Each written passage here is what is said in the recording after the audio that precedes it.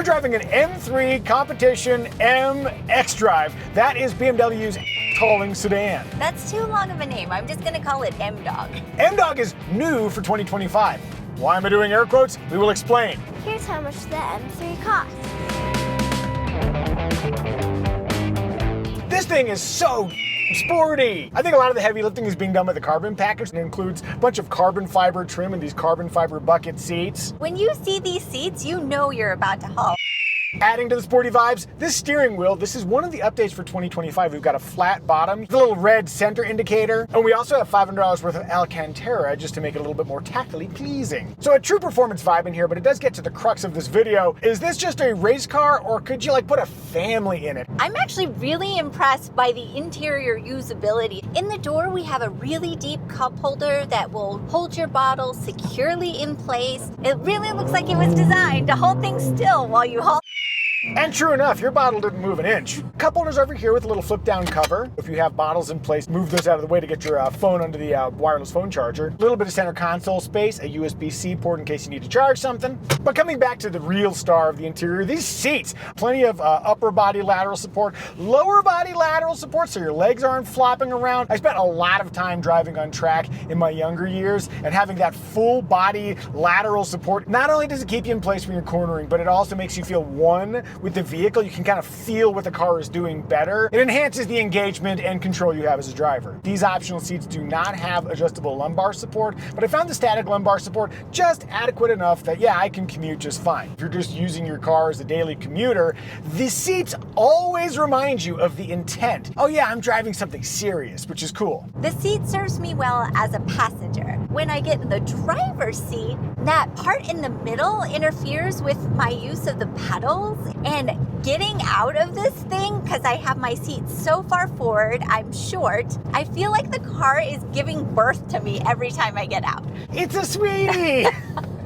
As a student of rally driving and ice driving, I'm a left foot braking guy. I didn't even notice that center position there. I'm not even sure why that carbon fiber is there, other than for perhaps maybe being a 5 or 6 point harness and helping guide the harnesses down there.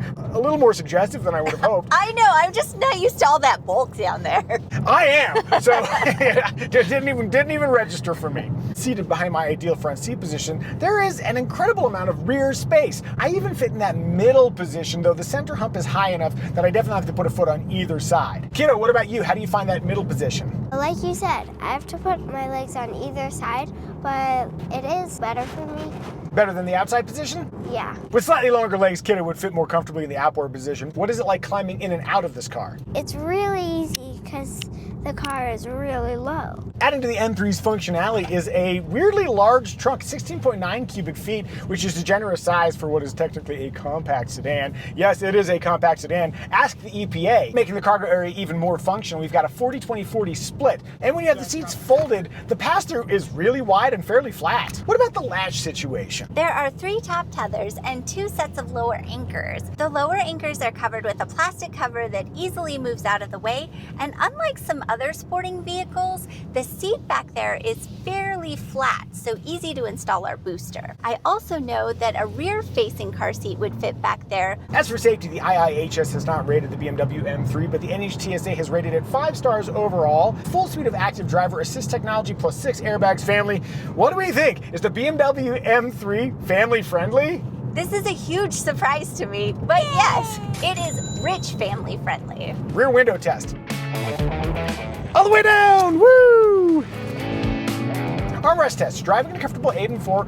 Pretty easy access to the inboard and outboard armrest, although a little bit less so to this outboard. Feels firm on initial push, and we got a little bit of stitching here, but there is some give. I'm gonna go 80% inboard, 60% outboard. Moving onward to style. I'm still not sure I love the massive kidney aesthetic. I like it. I think it makes a really bold statement, and I especially like how that sculpted hood interacts with it. To that point, I can't deny that the M3 has presence, and a lot of that for me comes to stance, like how it sits on its wheels, how they fill up the arches, the width of those fenders, the rear diffuser with the 4 exhaust outlets, and then that carbon fiber roof. I drive a new vehicle every week, and this week, everywhere I went, people wanted to know about this vehicle. beautiful. I was going through like a drive-through. The kid who took my order, he's like, oh, wow, this is my dream car. This thing is getting a lot of attention. Color is doing a lot of the work. Yeah. Sound is doing a lot of the work. There are also a few updates for 2025. The one you're going to notice, redesigned LED headlight design. And it's got these little arrow indicators. They function as driving lights. And then also as your turn signals. Fairly subtle, but astute M3 observers might notice. A couple of exterior items worth talking about. This is $4,500 worth of frozen Tampa Bay green metallic. I'm a little leery about having matte paint just from a caretaking perspective, but it looks awesome in person. We also have staggered wheels, 19s in the front and 20s in the back. Behind these 19 front though, we've got carbon ceramic brakes, and you can tell because you got this gold caliper right here. This is part of a $14,300 carbon package, which is a lot of money. On the other hand, fade-free braking when you're at the track, 30 pounds of unsprung weight that's reduced when you go with the carbon ceramics. I don't know, that might even be worth it. If you want to spend less money, but you also love weight savings, consider Flying Eyes Eyewear. Their patented Resilimide construction is extremely flexible and almost unbelievably lightweight. All day comfortable in the helicopter underneath my headset, so imagine how comfortable they'd be just driving a car or living your normal life. If you want to help support our channel and you're in the market for sunglasses or eyeglasses, click the link in the description below where you can learn more about Flying Eyes. If you use the promo code Micah, you can save 10%. We're feeling positive sentiment about the style of the M3. But what do you think? Do you like the look of the M3? Thumbs up, thumbs down? Tell us in the comments section. Also, thank you for watching this video. You didn't have to, and yet here you are. Moving onward to In Motion. We're driving around in an adaptive M suspension. Even in the mellowest road setting, it's still firm. Appropriately so. If you get into an M car like this and it's like floaty and soft, that's a problem. Even when you're just driving to Whole Foods, you still want to remember the kind of car you're driving. That said, more than almost any car we've driven recently, this needs to be driven at a racetrack. I'm kind of doing it a disservice by driving it around in like a normal semi-suburban setting. The tiniest input results in a change in trajectory. Look how much my poor lady is moving around with these minor steering movements. Turning the M3 is precise, engaging, and action-packed. It's like talking to Micah Muzio. Exciting and then eventually fatiguing and... No, sweetie, engaging and action-packed. Yeah, cool. I mentioned we've got carbon ceramic brakes, and man, for just repeated lapping reliably, this is a great choice. But can I come to a smooth limo stop? Let's see if I can do it. I think that was pretty good. I was using my left foot to do that too. Going the other direction, we have 523 horsepower to work with.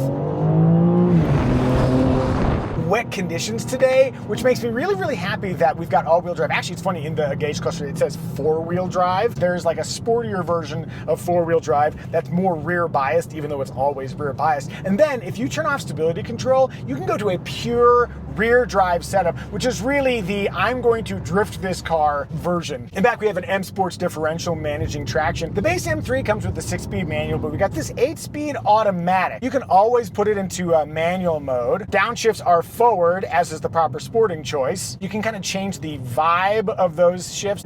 You feel that? Like each shift is more of an event, from chill to very not chill. Why didn't you say chilled or thrill?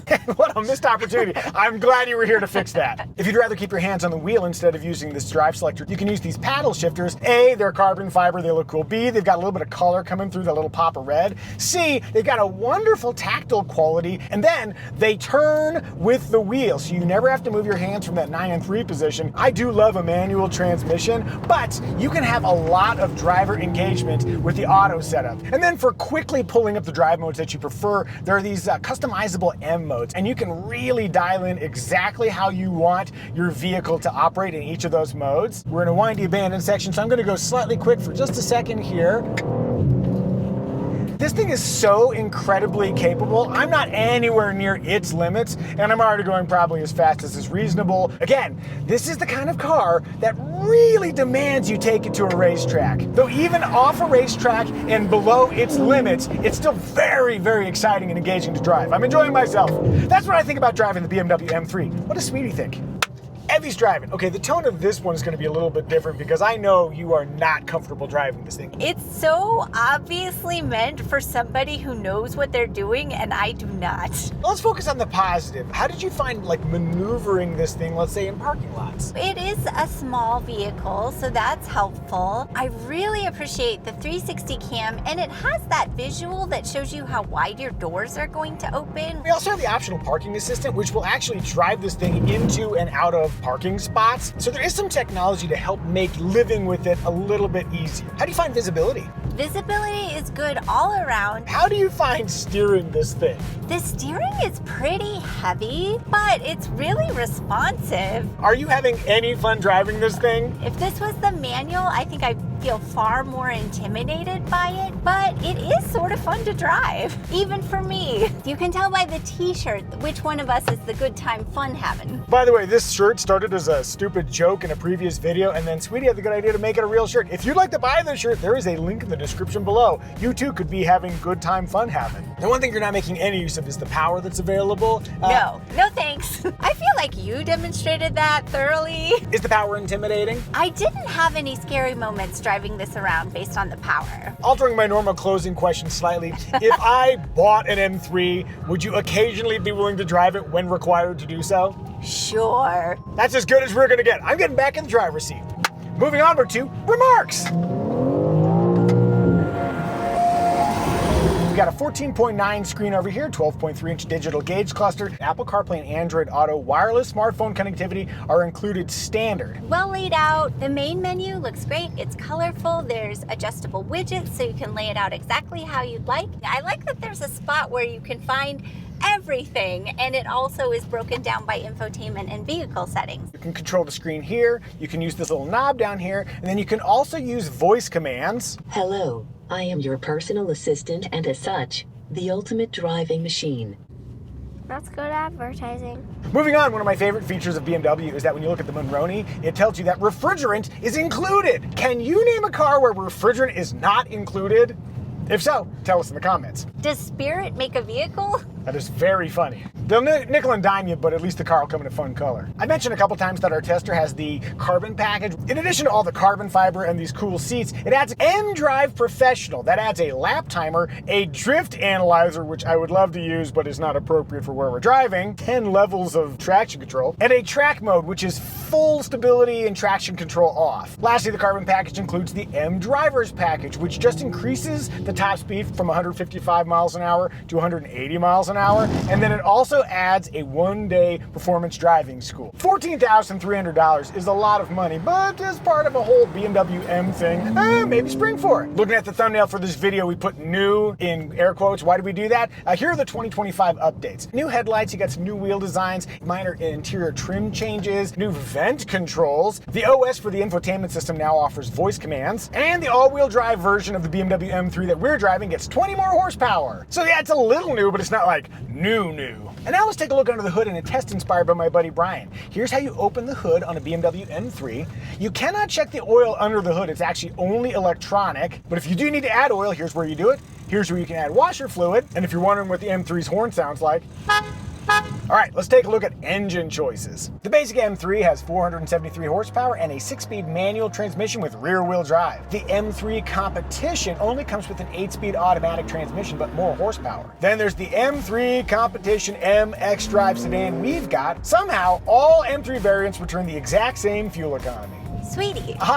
Please share our trim recommendation. Indeed I will. Our trim recommendation is which trim will give you the essential M3 features you'd regret not getting, but at the lowest possible price. The base M3 has everything you'd need in a car, including smart key access, plus a manual transmission and more power than a rational human can fully exploit on the streets.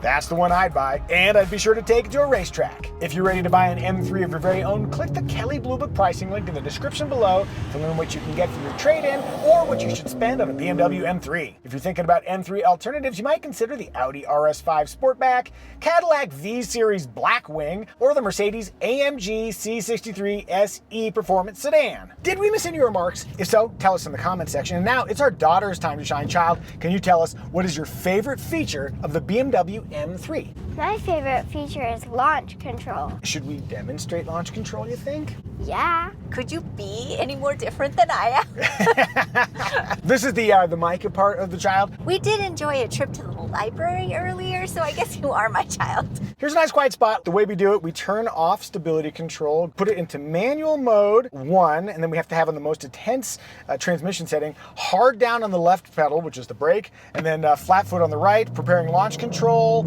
and launch control active. Oh my!